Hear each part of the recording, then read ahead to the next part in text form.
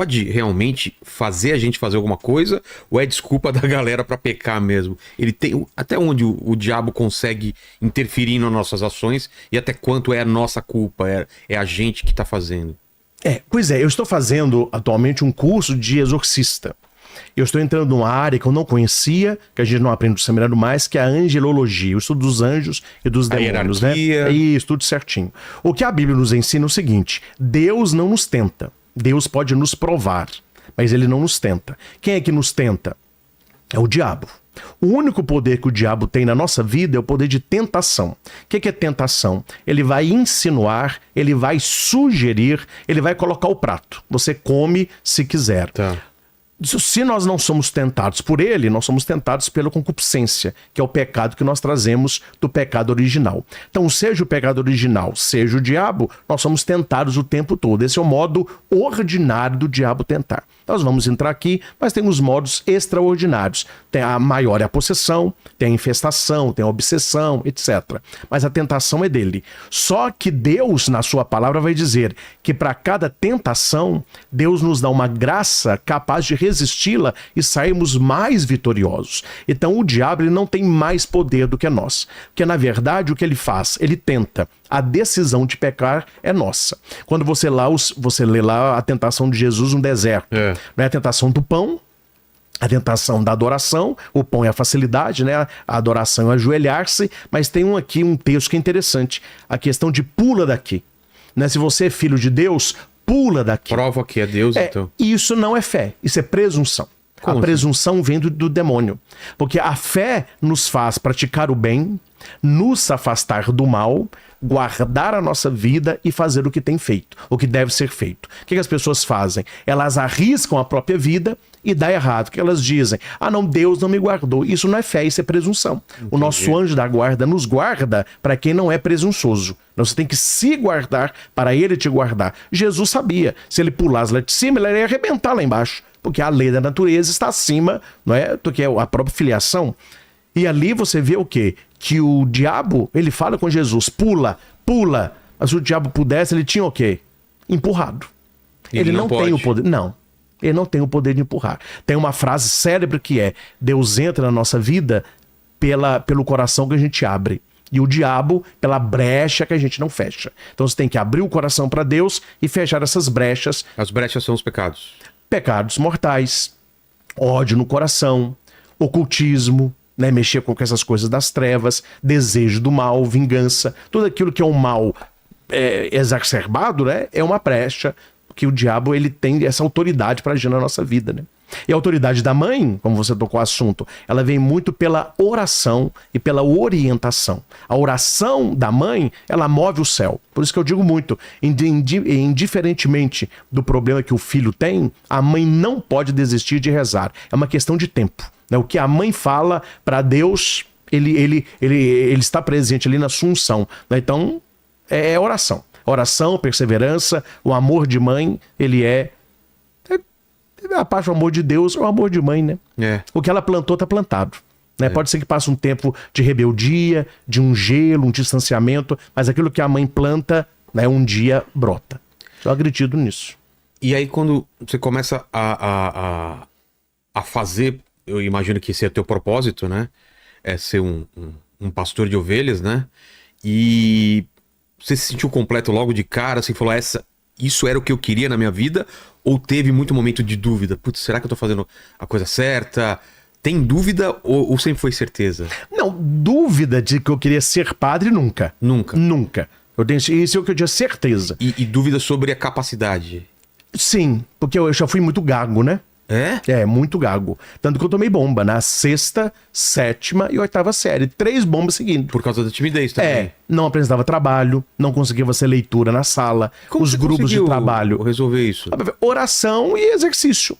Eu rezava bastante e corria atrás, né? Curso de oratória, fiz muito exercício. Ficava nervoso e começava a gaguejar? Não, nem nervoso. Não, normalmente? Normalmente. Olha. Tanto que o meu avô, querendo me ajudar, me deu uma rasteira, né? Ele era o sacristão da matriz de Itaúna. Sei. Aí Dom Belvino foi lá celebrar a crisma e eu era acólito na época. Aqueles rapazes que ajudam ali os padres, né? Aí acabou a crisma, o meu avô, Cristian, vem cá. O que foi, vovô? Vem cá. Ô, Dom José, era Dom José já. esse aqui é o Christian, Dom José. Prazer, já a voz mais rouca, né? Falei, tudo bom, Dom José? Tudo bom. O meu avô, Dom José, menino muito bom. Mariano, reza muito e tem a vocação de ser padre.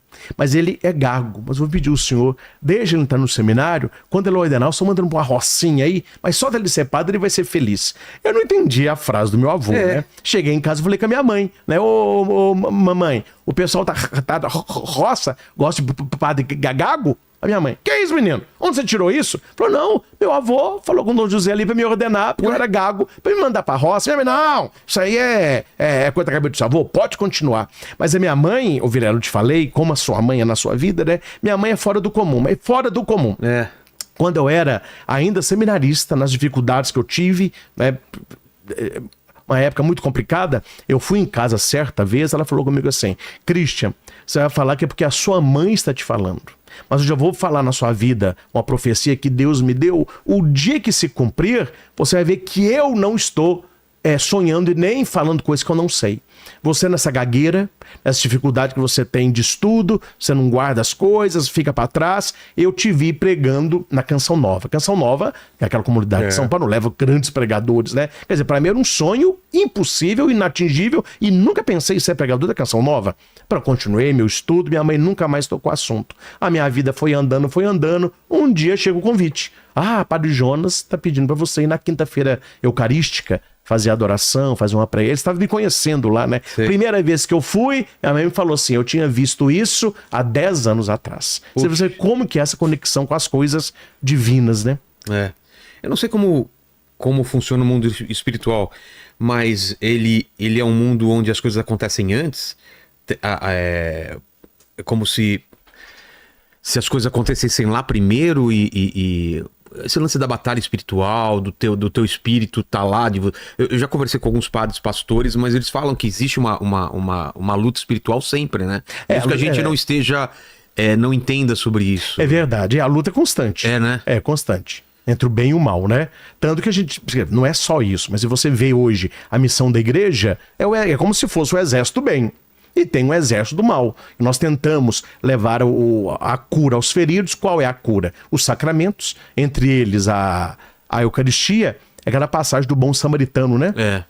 Você conhece? Ele caiu na mão dos assaltantes, né? O homem pega e o leva para a hospedaria. Essa hospedaria é a igreja. Um monte de gente passou e deixou ele lá. Isso. Então a igreja que recebeu de Cristo essas duas moedas, que é o pão da palavra e o pão da Eucaristia, para cuidar do povo. Mas a batalha espiritual, ela acontece sempre. E existe outra coisa interessante, que é o sonho de Deus para nós, né? Porque ninguém nasce por acaso, a gente não é turista aqui embaixo, há um propósito de Deus para nós. Só que Deus, ele trabalha de maneira misteriosa, não é tão claro a voz de Deus, né? O pessoal acha que a voz de Deus é muito clara, ela vai se formando, né? A gente vê Deus muito na história, tanto quando Deus vai passar perto de Elias, ele põe a cabeça para não vê-lo e ele vê ele de trás. Quer dizer, o que significa isso? Você vê os passos dele, quer dizer, vê por onde Deus passou, que você vai entender o que ele quer para você. É nesse contexto que acontece o sonho de Deus para nós, né?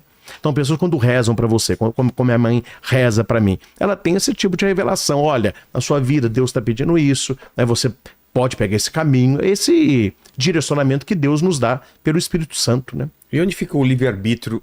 Se Deus tem um plano pra gente e a gente não tem como não fazer esse plano? Tem. Tem? Tem. Esse é o poder maior que Deus deu ao ser humano, o livre-arbítrio. É uma bênção e uma maldição. A gente pode, inclusive, não seguir esse plano. Não seguir o plano, exatamente. E o que acontece se você não segue o plano de Deus? Você vai colher as consequências do outro plano, né? Que é tudo na vida, escolha e consequência. Tudo é permitido, mas não em tudo me convém. Tanto que Jesus, ele vai dizer, porque as pessoas hoje pensam que o nosso discurso, né, que quem é religioso, que é católico, cristão, que seguir a Cristo é uma obrigação. Nunca foi, é uma proposta. Cristo se propõe, não se impõe. Tanto que ele disse, né? Se alguém quiser me seguir, tem aqueles que vão segui-lo, tem aqueles que não vão segui-lo. Porque o dom maior do ser humano não é tirado, que é o livre-arbítrio. E muitas vezes, aí a gente vem aquela frase, né? O justo paga pelo pecador. Quer dizer, nós estamos aí conversando. Uma pessoa louca, usando o livre-arbítrio dela de uma maneira ou de outra, entra aqui com uma arma, Deus concede a ele o livre-arbítrio e nós podemos morrer nessa questão, porque ele usou o livre-arbítrio mal. Esse é o dom maior do ser humano, mas é um dom que deve ser voltado para o bem, né? Quer dizer, para o mal ele é destruidor. Quem tá ouvindo a gente agora deve estar perguntando, tá legal, Deus tem um plano pra gente, como que eu sei, como eu tenho certeza de estar seguindo esse plano ou não? Quais são os indícios, né? Quais são os sinais? Eu vou começar de mim e depois eu vou citar Santo Afonso. Para mim, alegria verdadeira. Para mim não há outro caminho. Se você está sentindo uma alegria genuína, verdadeira, você não está fazendo mal para ninguém, você não está contrariando a palavra de Deus, aí está a vontade de Deus, né? Se você quer ver o tanto que alguém tem o Espírito Santo, veja o tanto que ela é uma pessoa feliz com a vida. Ela é feliz, ela faz os outros felizes, né? E as coisas começam a dar certo para essa pessoa. Você vê que Deus ali, ele tem o seu plano para acontecer. Santo Afonso Maria de Ligório, nos seus escritos, ele vai dizer que a paz interior. Quando você tem uma paz interior, quando o seu coração ele repousa em paz, é um sinal que você está fazendo ali a vontade de Deus. Porque o contrário tira a paz, né? Você sente que alguma coisa está errada e não sabe o que é. E não sabe o que é, exatamente. Uma inquietação.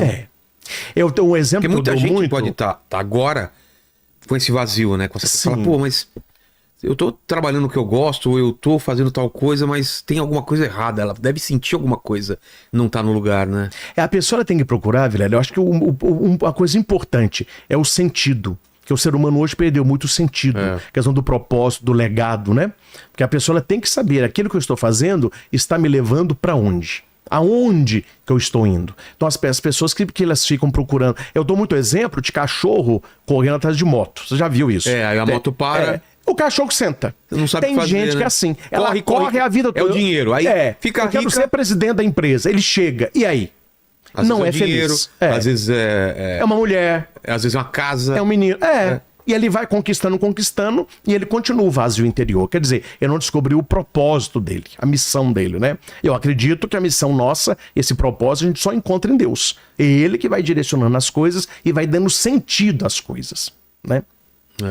E o que você podia falar pro pessoal que tá em casa procurando isso, né? Que tá se sentindo mal, tá se sentindo sozinho, tá se sentindo vazio. O que você fala para essa pessoa agora? Pois é.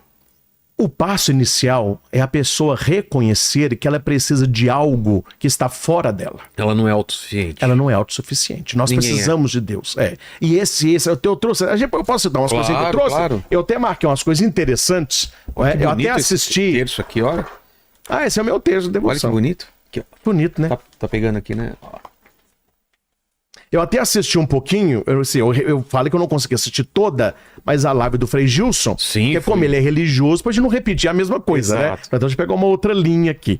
Mas você conheceu muitos textos bíblicos que eu li, maravilhosos. Eu gosto muito do Catecismo da Igreja, durante alguns anos eu fui professor dos seminaristas de catecismo. Então, para mim é uma riqueza muito grande. E no parágrafo 27, tem uma coisa que muita gente ainda não entendeu. A pessoa, ela acha que quando você disse, o que o senhor tem a dizer para quem está perdido? Não é ela que tem que procurar, ela tem que se deixar achar. Porque a religião cristã é a única religião no mundo que Deus nos busca. Todas as outras, o ser humano está buscando a Deus. Por isso a palavra religião, religar. Eles estão procurando essa ligação que foi quebrada com Adão e Eva. Então eles tentam... O pecado original. O pecado original. Só que o pecado original é o pecado original originante. É o primeiro. Nós temos o pecado original originado. Quer dizer, o primeiro pecado que a gente comete, ele não é original porque não é o primeiro. Entendi. Já foi cometido lá, né? Então a pessoa ela tem que entender o seguinte... Deus é o primeiro a nos buscar. No cristianismo, nós temos duas grandes festas, né? O ano litúrgico é o mistério da encarnação, que é o momento de catábases, né? O Deus que desce, e a Páscoa, que é a ressurreição de Cristo, que culmina na sua ascensão, não é que é anábasis, o Senhor que sobe. Então no Cristo que desce, ele vem buscar o ser humano. Então o ser humano ele tem que se deixar encontrar por Cristo. E aqui no Catecismo nós temos no parágrafo 27, isso aqui eu penso do Catecismo dos parágrafos mais bonitos. Olha aqui, o desejo de Deus está inscrito no coração do homem, já que o homem é criado por Deus e para Deus, e Deus não cessa de atrair o homem a si, e somente em Deus o homem há de encontrar a verdade e a felicidade que não cessa de procurar.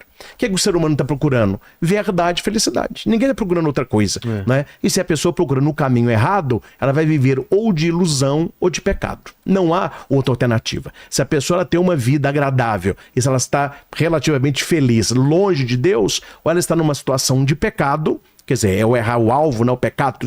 Deus queria uma coisa, a pessoa acertou do lado. Ou ela está vivendo uma vida de ilusão, né? E isso, infelizmente, é o que Jesus fala, que é a casa sobre a areia, né? Você vai levando a vida, acha que tá bom, mas vai chegar num momento, como o filho pródigo, a ficha cai. E aí? Onde eu construí minha vida? Quem que eu fui?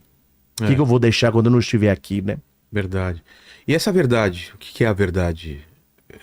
É Deus? E a verdade é Cristo. É Cristo e o que ele nos trouxe, os ensinamentos do Pai, né?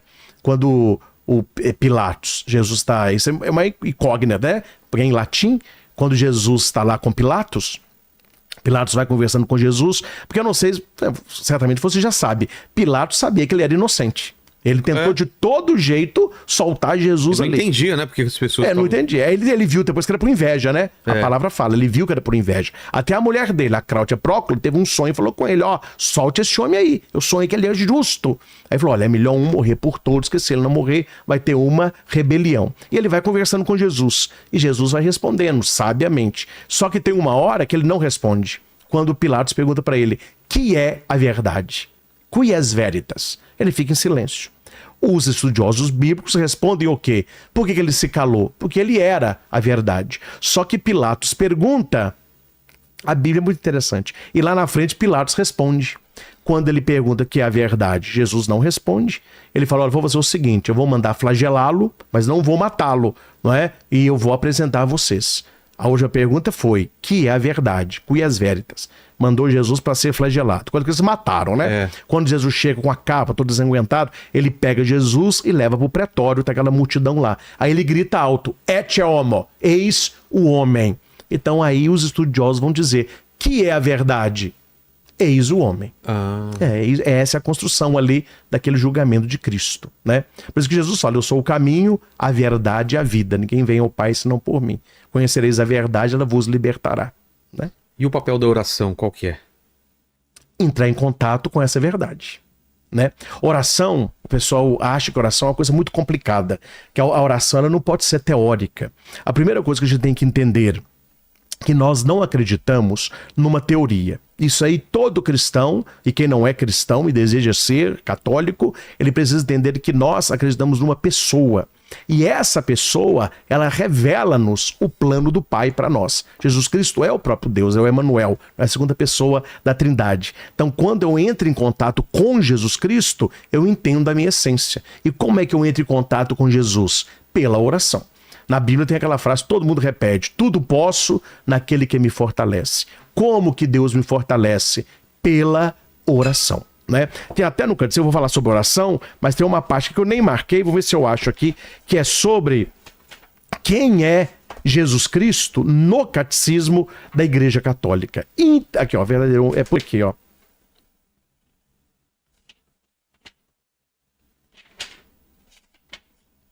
Quer ver? Vale a pena. Aqui, ó. É rapidinho, mas é muito bonito isso aqui. O cristão é quem segue a Cristo. Aí vem a pergunta, quem é Jesus Cristo? Está no 423. É um resumo da vida dele. Cremos e confessamos que Jesus de Nazaré, nascido judeu de uma filha de Israel, em Belém, que é Maria, no tempo do rei Herodes o Grande e do imperador César Augusto, sempre coloquei no tempo e no espaço, carpinteiro de profissão, de São José, morto crucificado em Jerusalém, sob o procurador Pôncio Pilatos, durante o reinado do imperador Tibério, é o Filho eterno de Deus feito homem. E ele veio de Deus, desceu do céu, que eu falei encarnação, veio na carne, o mistério da encarnação, da Santíssima Virgem Maria. Pois o Verbo se fez carne e habitou entre nós. Nós vimos a sua glória, glória que ele tem junto do Pai como Filho único, cheio de graça e de verdade. Pois de sua plenitude nós recebemos graça por graça. Porque isso é uma carência, velho, que eu vejo hoje no mundo. As pessoas não sabem quem é Jesus mais. Né? Eles estão construindo um Jesus na mente dele. A Bíblia diz que Deus nos criou a sua imagem e semelhança. O ser humano está criando um Deus à nossa imagem e semelhança.